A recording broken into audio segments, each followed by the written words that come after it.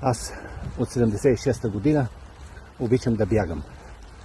И с цел да продължа това свое удоволствие, започнах да се грижа изключително много за ставите си, коленните най-вече, защото там основно почувствах болката, както и в кръста от ежедневните натоварвания.